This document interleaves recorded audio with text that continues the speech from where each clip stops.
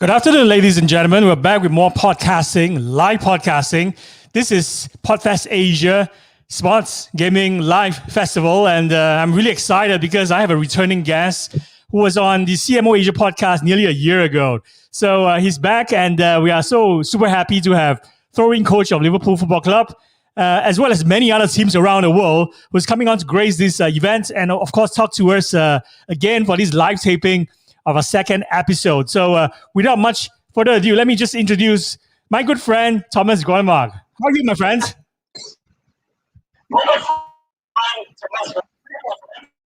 Hello, Wayne. How are you? I'm incredibly well. So I understand there's some latency issues. So maybe, there's a couple of lag time, but that's perfectly okay because we can hear you all right. My first question is, how was your Father's Day? Because I remember a year ago when you came onto the show, right? You told a really compelling story of how your dad transported a couch, right? At the back of a moped, and was one of the inspirations for you because that moment shows how innovative your dad could be and inspire you to be innovative as well. And creating your own category, thinking how, teams actually score goals as well. So, yeah, how was your Father's Day?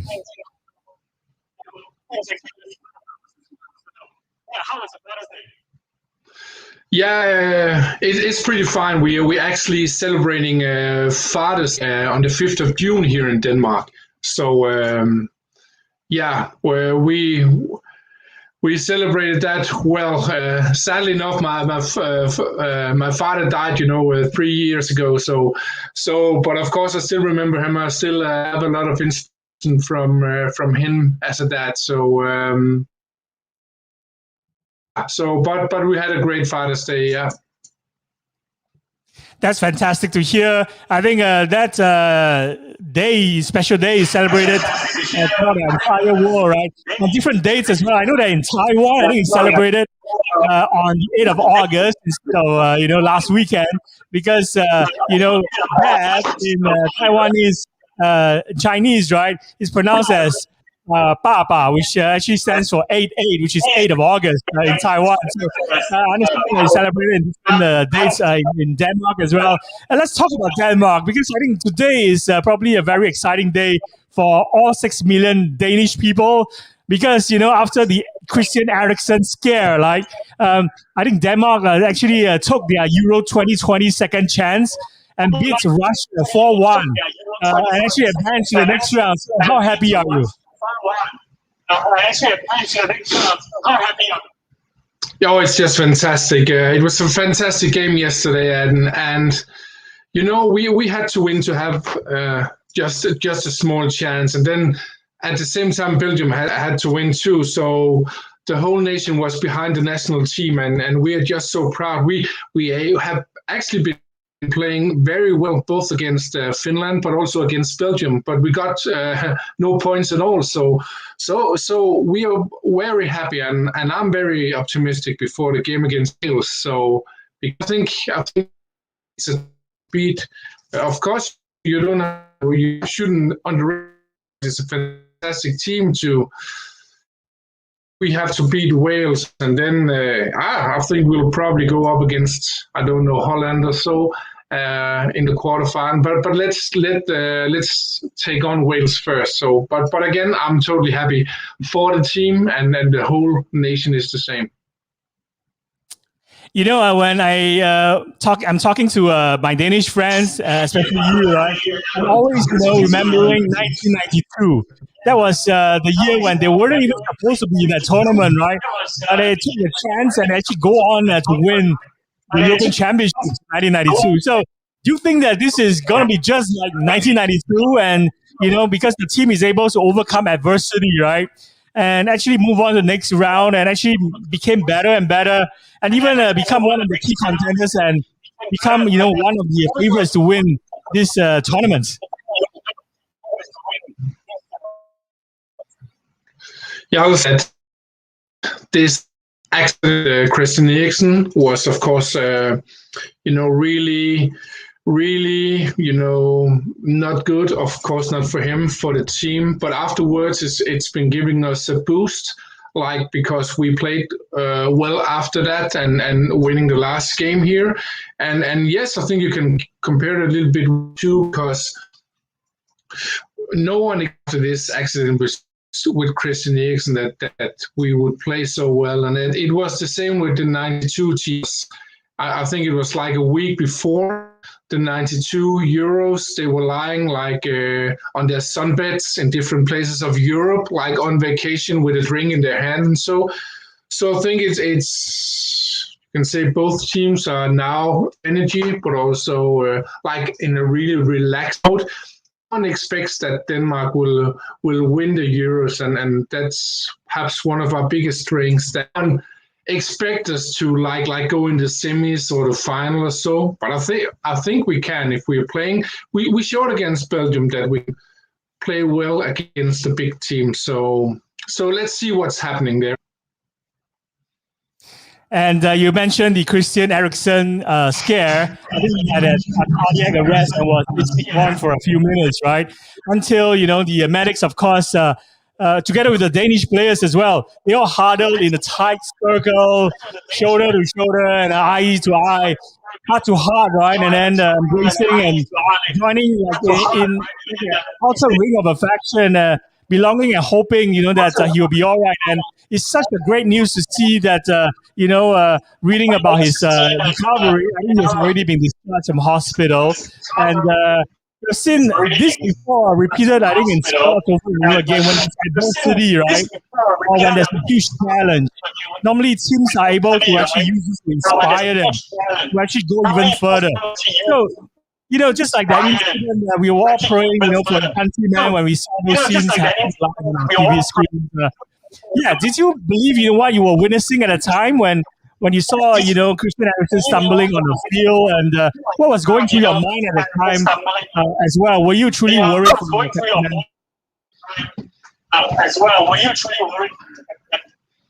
Yeah, I was, of course, really worried, and I actually saw it the same second it happened, because I could see when the throw-in came to him that he was just tumbling down unnaturally. It was not like a fall when you have an injury in your muscle. So he just it was like the lights just turned out, if you can say it.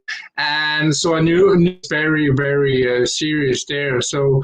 And none of us knew what would happen. He could also have died. That's a natural thing if your heart stops beating.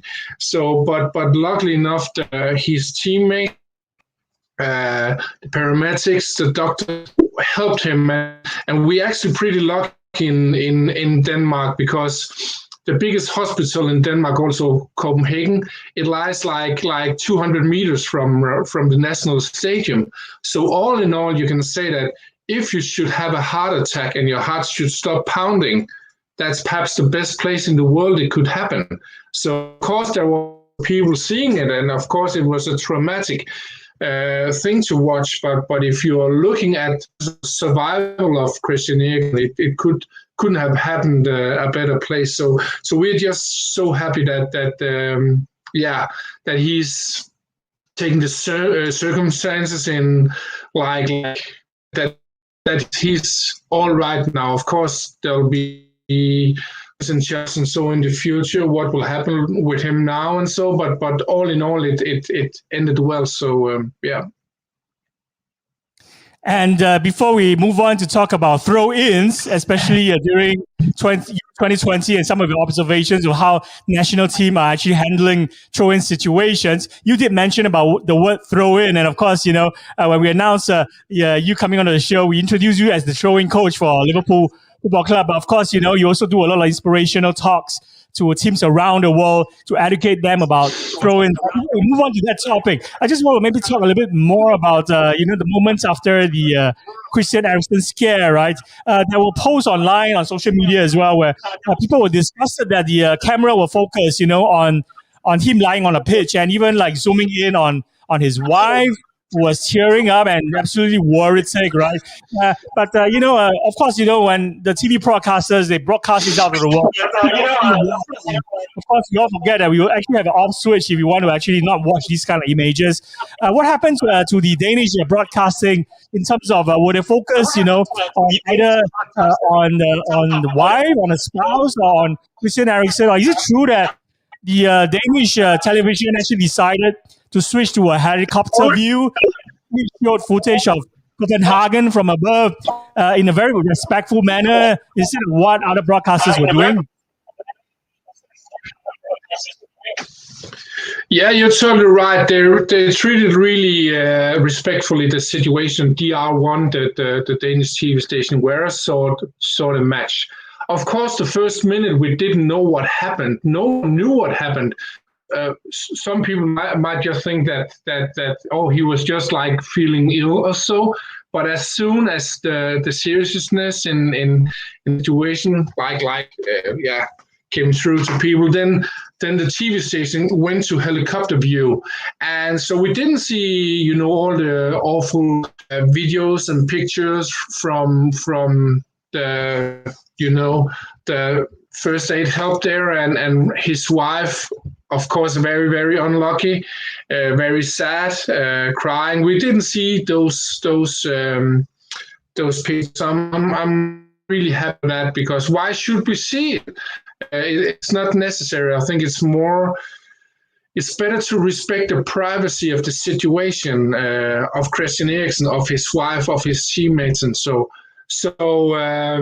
But I think there are other countries where privacy isn't the most important thing. In some countries, it's more important to show, pictures, who gets more viewers, a lot of, attention, and I just think it was wrong. So of course things can happen, but I'm very happy about the way the Danish television station treated this situation. And I'm absolutely grateful, and also my full respect as well for, I think, the Danish television, DR1, right?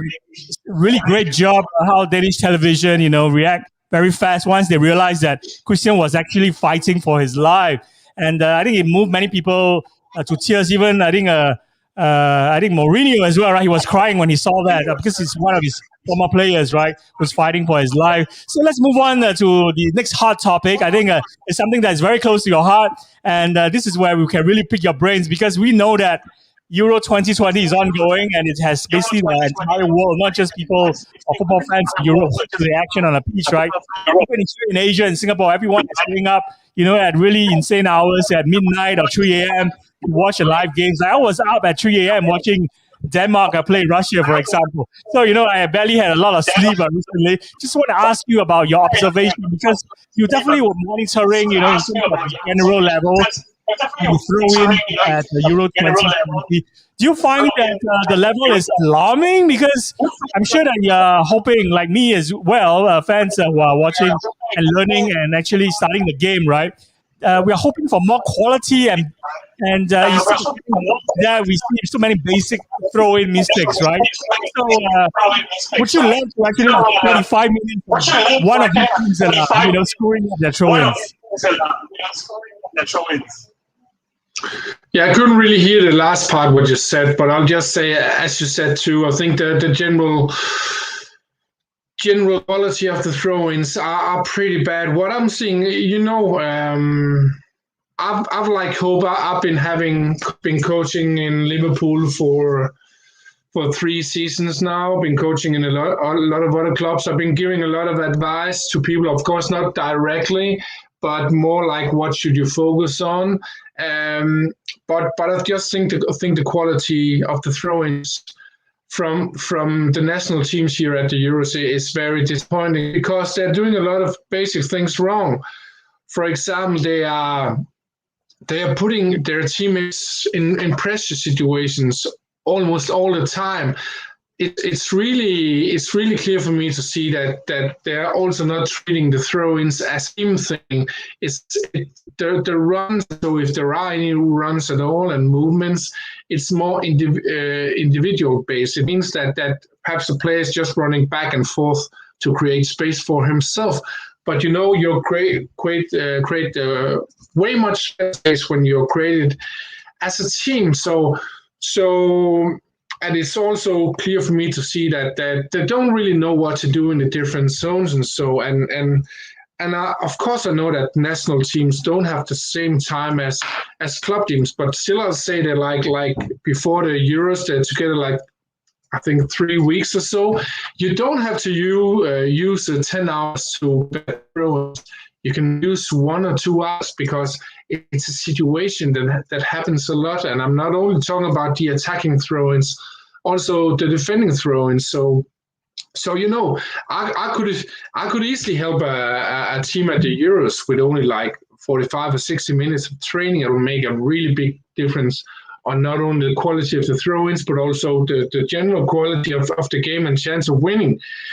It not happen now because it should have been happening before the Euros. So, but my goal is still to coach the national team at one stage before the Euros, before the World Cup, before another Asian Cup or Copa America or something like that, because I know I can make a big difference for the national teams too. So, but I'm just as an expert, I'm first of all disappointed with the quality, but I'm also disappointed about the commentators. So they're not mentioning anything. If there's a ball loss after a throw-in in a high pressure zone, that's really stupid. They don't mention it. Again, it's like it's because it's a throw-in. So again, we lack knowledge not only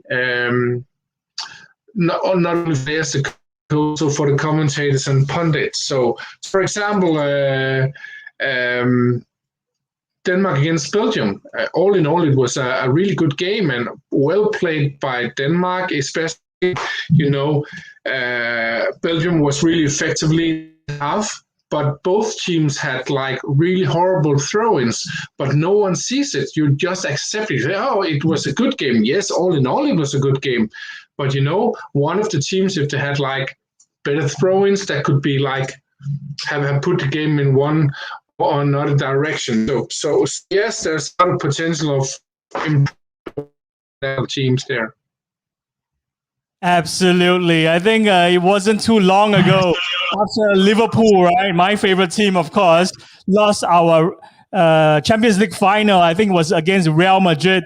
And a few days later, Jurgen Klopp actually got on the phone with you, contacted you, and asked you to help us to improve our throw-ins because it was so bad at the time. I think we were like even ranked number 18 in the English Premier League for successful throw-in situations. And in the end, because of through your coaching, we went to number 1 in terms of the ranking. Of course, we won into the Premier League after, you started coaching throw-ins and make players like Andy Robertson and Trent Alexander-Arnold become the experts in throw-ins, right? And of course, all these require a lot of hard work and of course, a lot of innovative coaching from you and of course, knowledge and skills in this area. Who better to have a former, Guinness Book world record holder for longest throw-in to coach the Liverpool team. But of course, these teams in Euro 2020 that are playing the tournament right now, they could really benefit from getting a few tips and advice from you, right? Because I know that, these are the pressure situations that usually result in a goal, and teams are not exploiting that or defending even situations well against throw-in, or the players are not attacking in this situation. So, can you maybe advise someone, who is previously, not knowledgeable in throw-ins? What would you say to them in terms of like, helping, these teams like Trent Alexander-Arnold and Andy Robertson? They spend so much time before they even attempt a throw, right? And they're so much more aware of, losing possession in that situation. And they always, seems to be in control of the situation. What would you say to people who want to improve their throw-in situation? So what I see those teams are that the players are not moving, and you can talk a lot about the throwers. Hey, of course they're important. They have to throw procedures being created. Pitch, throw long. That's also good because then they have more options on the pitch. but it's also really important that they are creating that space. And what I see often, as I mentioned before, is that sometimes it's just individual players who are just running back and forth by themselves, trying to get the ball. And that's not good, because we will much rather have a lot of decoy runs because if you are running into a space and if you can drag your opponent, then you leave space behind, and another player can come into that space. So you can do that in like millions of ways if you know the basic ways to do it, like I'm learning players and how to do it in the different zones. And so I think that's the most important thing to learn how to create that space, because without space being created, the players are just throwing the ball down the line and it goes into a duel, and we don't want to see all these duels in the air, because it's like pulling in a slot machine. You never know what happens there, and for me it's not beautiful football too if we have too many 50-50 duels. So what I really like is a really intensive pressure from opponents, and then you drag that pressure apart, creating space by moving, and then you throw the ball into the free space, and they then play on and perhaps create a chance to score a goal. And that's, for me, really beautiful football. And also the opposite, when the opponents have a throw-in, for me it's also beautiful football if you can create that pressure together, not only by yourself but together, and take the ball from the opponents when they have a throw-in. So that's the beauty of football and the beauty of throw-ins. I think you just nailed it on the head, and thanks for breaking down for us how beautiful football should be played, right? And it starts with all this, throw-in situations. There are, I think, 5 own goals so far in Euro 2020, which is a record, I think, so far. So what's your observation when it comes to that? Becoming a recurrent thing that defenders are scoring own goals and making horrible mistakes with poor body positioning, wrong angles. It looks like the focus on having skilled defenders, but they lack the most important quality, right? Which is you need to love to play defense as well. What's your hot take on that? First of all, I'm not an expert in defending, so I don't know much about defending, but still I'll give my view here. I think it's also, of course, defenders are unlucky, but it also comes to the quality of the cross. And if you have a cross who is shot with 100 miles per hour, 100 kilometers per hour, it's flat and it's going between the defenders and the goalkeeper. The defenders always want to clear the ball, and when it's so hard, it's sometimes hard to time the clearing, and that's what I've seen in some of the circumstances there with the 5 own goals. So it also comes down to the quality of the players, and I'll say that the players are getting better at crosses. They're getting better at free kicks or just long distance shots. You saw the first goal from Denmark yesterday with a young guy, Damsgaard. It was like a really good shot. Not only like a great shot, he curved it a little bit and totally control. And if you look, of course, there were good shooters 20 or 30 years back, but in general, the technique is getting better and better. So back again to your question, I think it also comes down to high quality crosses who are coming into the area between the defenders and the goalkeeper. They're really hard to clear. So, but of course, 5 until now, a lot. So let's see if we get more own goals. Fantastic. I just love the way when you talk about football so passionately. And this is definitely a session where we learn so much about the technical aspect of the sport. And even the moments, in game, Germany versus Portugal or Denmark versus Russia, there's so much that you can learn by just watching and observing players, right? So tell us, what have actually captured your attention in terms of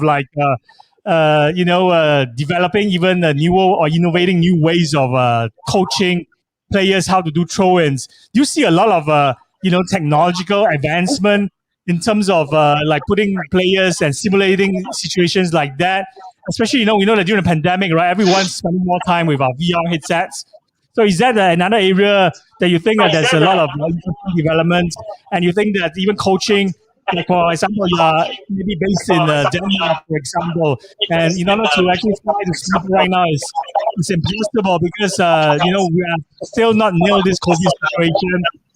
There's a spike in cases. We haven't really opened our borders yet, so it's impossible for you to be physically here coaching a team in Singapore playing in the Singapore Super League, right? So, do you think that VR will take off in a huge way for you to be able to share your knowledge, your wisdom, and your skills, right, to football coaches or teams using VR technology, or even some of the other aspect of what you do, because you're also doing a lot of motivational talks and coaching for organizations and corporations and companies as well. So, is this an area that interests you?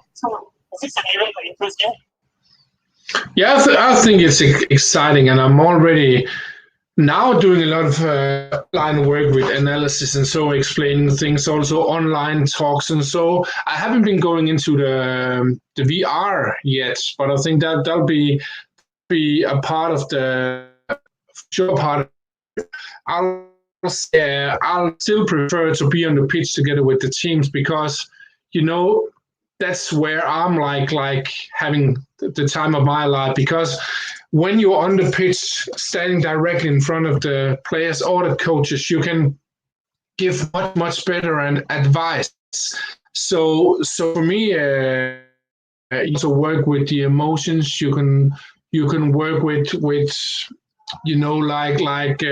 body signals and things like that, running pattern movements, and so but of course the VR is improving all the time. So talk in 10 years or so, perhaps I'm doing a lot of VR. Let's just see. But I'll also say that you have for me, you have different kind of innovation. And here we talk about technical, digital innovation, and we are on step by step being better and better. But the kind of innovation I'm using too is seeing a lot of other parts of life and taking that into the throwing coaching. For example, I've been using some time, observing birds, because a small flies, they often be aware of the predator birds, and this awareness I've been watching, analyzing, and seeing, hey, what parts from this can you take into throwing coaching? I've also been looking at, for example, the Roman armies, several thousand years back. How did they use space awareness? Because, for example, one of the reasons why the Roman armies were so good and were so successful was, for example, when they were at a big battle there. In the front of each army, there's the people who are shooting the bow, and normally when they've been shooting their arrows, when they have to go back in the ranks to let the other fighters come forward, it will often cause chaos and often cause dead people, and so, because they were tumbling and so. And but the Roman armies had kind of a system of space awareness, so the people who shot the bow, they could be just led straight through the other fighters in the army there. So I'm also using that for inspiration too. So for me, there are several kinds of innovation. Again, step by step, you're just being better and better, and then you come several steps up that ladder by taking things from other areas too. And I'm using that a lot in my throwing coaching.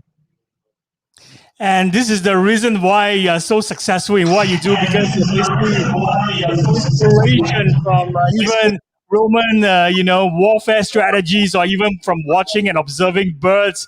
And I remember a year ago when you came onto the podcast, you told me that you found inspiration of how to find space even by staring at a picture or a piece of art, hanging on a wall, or even from music. So this is why we love talking to you.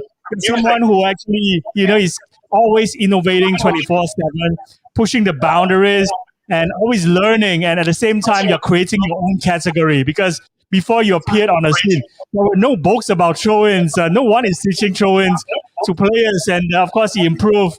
Liverpool's fortunes in terms of like winning so many trophies last few seasons after you joined, of course. And it's great, and always a pleasure to talk to you. And time really flies when you're in our virtual podcast studio. We just hit the 32-minute mark before we let you go. We want to do a rapid fire question round with you. So the rules are very simple. You must give really short and pithy response, maybe maximum one sentence or two. So are you ready? Yep. Let's go. What are your proudest life moments?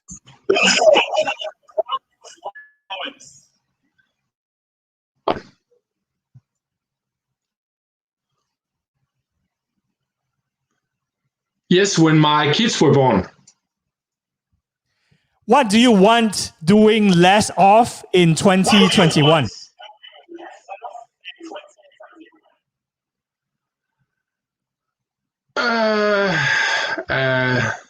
Taking breaks. What do you want doing more of in 2021? Being even more innovative. Your advice for footballers?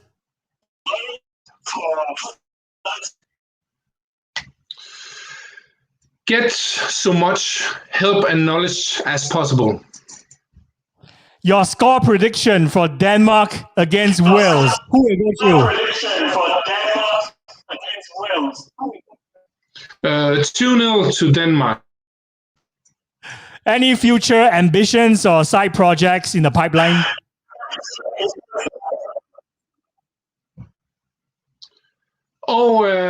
Publishing my book about throw-ins and doing a lot of inspirational talks around the world. How can people reach you?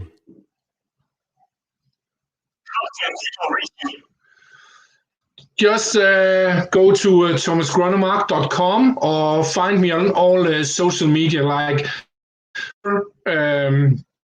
Instagram, YouTube, LinkedIn. Fantastic. So this is the URL for your website. So everybody, if you are interested in football, in throwing specifically, you need someone actually to teach your team how to be innovative, how not to be lazy. I remember that conversation where you laid down all the lazy principles for us.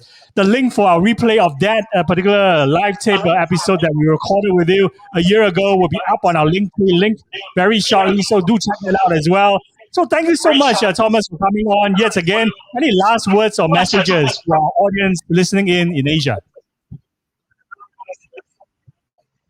I'll just say to everybody, we have so many unused resources. Everybody has that, not only yourself, but also people around you.